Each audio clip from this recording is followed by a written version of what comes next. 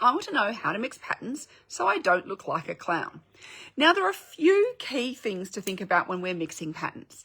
Firstly, we can mix patterns that have the same sort of colours in them. So it's very easy to mix patterns when you've got the same colours. And this is why a lot of people mix black and white prints, because black and white's black and white as long as the whites are the same rather than different sorts of whites.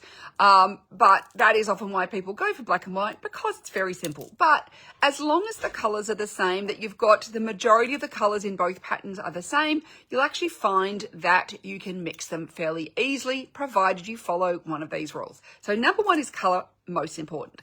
Number two, we can mix a dense print, so one that is close together, with a sparse print where the elements are further apart. Or we can mix a small scale print with a large scale print. What we don't want to mix is two that are too similar. So what does not look as good is when you've got prints where everything looks too similar. That's where it's much harder to mix. It is better to mix sparse with dense, small with large, or completely different sorts of prints. So stripes actually mix really easily with any other style of print.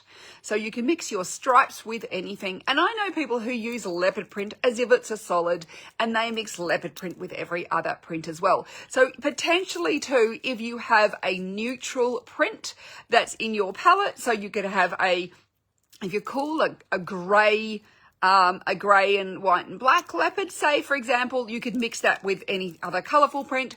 Or, for example, if you're a warm, you might have a brown leopard print. You could mix that with your other warm toned, you could mix, leopard print with a floral, or leopard print with a stripe, or leopard print with a abstract.